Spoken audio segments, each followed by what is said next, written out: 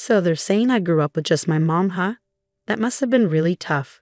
They're saying our home wasn't good enough for their son to marry into. Right now, I'm sitting here with my fiance's parents and they're saying some really mean things to me. They're not just making fun of me, they're making fun of my mom too. They're a terrible family. I'm not going to agree to marry their son. I'll show them what it feels like and say no to their proposal. They deserve to feel really bad about how they're acting. My name is Emma, and I'm 27 years old. It's just me and my mom in our family. My dad died in an accident when I was little, leaving us alone. When my dad passed away, my mom didn't cry. She always smiled, even though I was crying a lot. My mom worked really hard so I could go to university and study law. Now I work for a big company and stay really busy. My fiancé, Michael, is 30 years old, 3 years older than me. He asked me to marry him after we'd been together for a year and a half. He asked me out after we met at work, and I said yes because I wanted to make my mom happy, even though I thought it might be too soon. Today we're going to meet his parents to talk about our wedding. I'm so nervous. Do I look okay? Don't worry, Emma. You always stress too much. But Michael, you mentioned your parents are quite important. They're considered wealthy. It's more about my granddad, though. He was quite successful. Yeah, his folks are what you call rich. His granddad did well as a business person and left a lot of money when he died. It seems like his dad is living off that money. Do you think they'll be okay with it? I picked this gift from a fancy store, but do you think they'll appreciate it? It's okay, it's okay. What matters is that we brought a gift. Gosh, I'm really anxious, you know. He's just going back to his parents' house. So he's calmer than me. I'm so nervous, it feels like my heart might leap out of my mouth. Try to be a bit more serious. This is a formal meeting to tell them about our wedding. As I started to get annoyed by his relaxed attitude, I saw a huge mansion that took my breath away. It's huge, just like I thought. When I quietly said that, he chuckled proudly. Granddad was quite something.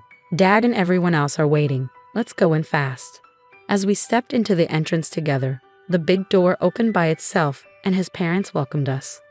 Hello, you're Emma, right? Our son has told us about you. It's a pleasure to meet you. I'm Michael's mother. Yes, nice to meet you. I'm Emma. You're so sweet.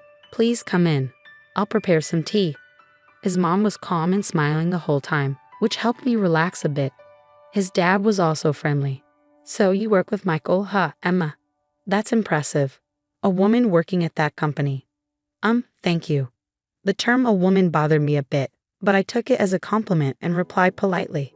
However, as the conversation went on, I started to feel more and more uncomfortable. Well, deciding to marry Michael takes courage, Emma. Huh? What do you mean? Michael's parents, in other words, us, were wealthy. Normally, someone might feel intimidated by the difference in status and be hesitant about marriage, you know. Yeah, some people might feel that way. Michael's dad seemed to think they were quite special and didn't hesitate to talk about their status. Michael's mom, who had been calm before, started to show her true colors as the conversation went on. Well, my family wasn't really rich, but as you can see, and pardon me for saying this, I'm quite attractive. Don't you think I'm a good match for my husband? Oh, I see, Emma. You're remarkable for agreeing to marry Michael with your looks. I couldn't do it. I couldn't tell if she was being sarcastic or sincere. I looked at Michael for help, but he didn't seem to care. In fact, he even joined in and started teasing me with his parents. Emma, she's not the most beautiful, but she's good at her job. I think she'll make a good wife. She's highly respected at work, even though she's a woman. I believe she can keep up with me, right? Was he always like this? When it was just the two of us, he seemed more composed. Maybe he acts different around his parents. While I wondered about this, I managed to keep up a polite smile. Suddenly, Michael's dad asked him, "Oh, Michael, have you met her parents yet?" Of course, I've already handled that, so no need to worry. I assume Emma's parents are pretty ordinary. She doesn't have a dad, but her mom seems like any other mom. After Michael's response, his dad's eyebrows twitched. No dad, Emma. What's the story there? Taken aback by the sudden change in Michael's dad, I quickly explained. My dad died in an accident when I was little, so my mom raised me on her own. So you grew up in a single-parent household? Yeah, that's right. I still live with my mom.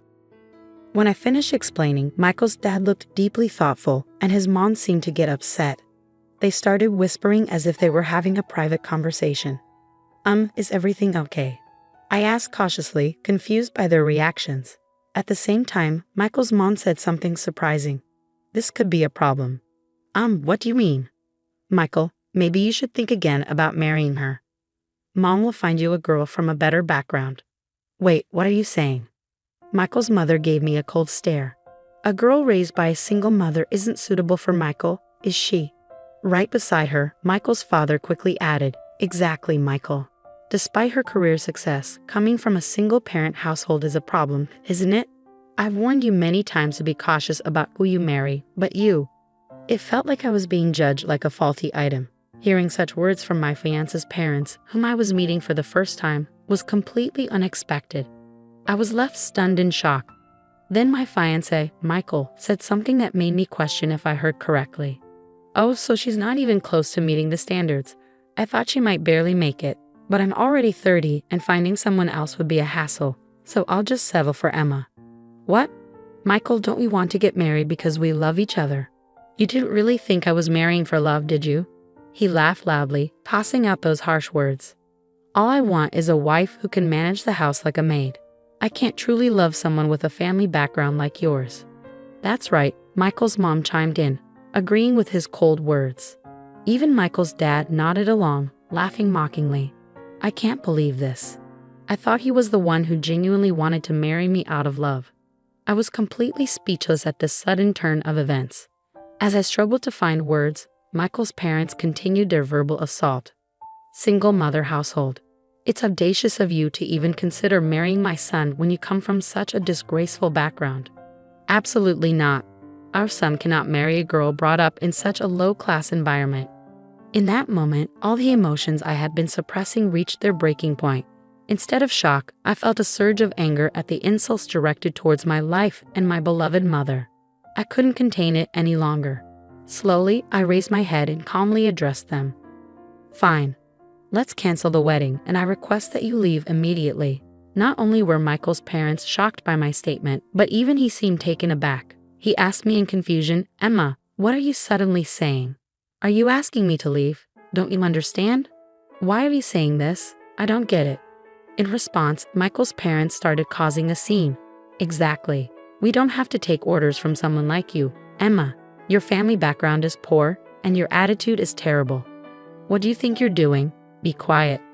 I slammed my hand on the desk and stood up. "Do you know who owns the land this house is on?" "What are you talking about? This land was inherited from my father." "From your father? Can you prove that this land is yours? Do you have any evidence?" When asked for proof, Michael's father started to panic. They seemed to have never checked, whispering to each other. "What's the problem? If you own the land, there should be proof, right? Like inheritance documents. We don't have anything like that. This house was built by my father, and this land belonged to him from the beginning. That's how he could build it." As Michael's father spoke, Michael's mother also chimed in. "First of all, what are you talking about, Emma? It's impolite for someone like you to discuss someone else's property. Stop it. Just because my parents didn't approve of our marriage, don't start making baseless accusations. It's pointless to keep going like this." I decided to reveal the truth. "It seems you're unaware, so I'll explain. Your grandfather only had a lease agreement with my grandfather." "What? A lease agreement?" It seemed like a new term for him, and Michael's father looked confused. I was frustrated and explained it patiently so even this ignorant family could grasp it. A lease agreement means you're allowed to use the land. Right now, you're using it for free, but when the agreement ends, it goes back to us. So basically, your grandfather is just borrowing this land temporarily from mine." "No, that can't be. I've never heard of such a thing. You're lying." "Are you calling me a liar? That's not true, and we have the contract to prove it. We've already checked its validity." Michael's father was stunned and flustered by this unexpected truth. "No, it can't be true. You're just making it up. You come from a single-parent family and your dad passed away." "That doesn't matter. My mom's dad owned a lot of land and lent it to many people. We've been able to live thanks to his support." "You own that much land?" Yeah, I studied law in college, so my mom and I were looking into our land leases. That's when we found out that this place where you live is also owned by my grandfather. Do you get it now? The three of them were shocked and speechless. They were struggling to understand their situation, but I explained it anyway. Considering this, could you please leave this land soon? According to the contract, the free rental period ended a while ago. I believe my mom sent you a notice beforehand. A notice? No, we never got anything right, Mom. Michael's father looked to his mom for confirmation, but she replied with a pale face. I did notice an envelope coming every month, but I didn't really understand what it was for, so I thought it was junk mail and threw it away. Could that be it? That was the notice, I said with a smile. We've been sending notices for over 2 years now. What will you do? Pay 2 years worth of land rent or leave? You need to decide. Wait, hold on. You can't just spring this on us out of nowhere. Out of nowhere? We've been asking you to do something for a while now. Please make a decision, Michael's father begged desperately, kneeling down. We've been facing huge losses in the stock market recently, and our assets are minimal. We were counting on Michael's support from now on. But there was no room for leniency anymore.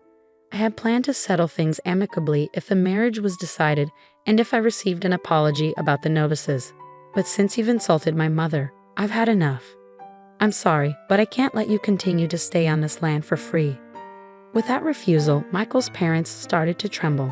Even Michael, who had been calm until then, began to change his attitude as if it were the right moment. Hey, Emma, can't you stop this now? I'm going to marry you, so please. What are you saying now? So what? Let's just forget about this. If we get married, there won't be any issues with the land, right? Right? Is this guy for real? I can't imagine marrying someone so disrespectful. At this point, I don't need a man who insults his fiancé alongside his parents. I'm sorry, but I have to decline. I refuse to become part of a family with such a conceited man like you and your knave parents. At my words, he looked like he was on the verge of tears. Please forgive me. What happened next doesn't need much explanation. Despite boasting about their wealth, his parents were actually struggling financially. They couldn't even afford to pay the land tax for 2 years upfront, revealing their true financial situation. Eventually, they had to leave their land, sell their grandfather's pride and joy, the house, to cover the overdue taxes. They tried to maintain their lifestyle for a while, but it seems their money dried up quickly. Now they're living in a small apartment as a family of 3. Word about the whole ordeal spread quickly within the company, and he lost his reputation. However, his parents rely on his income, so it seems he's stuck. Sometimes I receive romantic emails from him, but I never reply. I have no feelings for him whatsoever, and I doubt I'll ever trust him again. He's become the subject of gossip at the company, and I secretly hope he continues to struggle in his tough situation.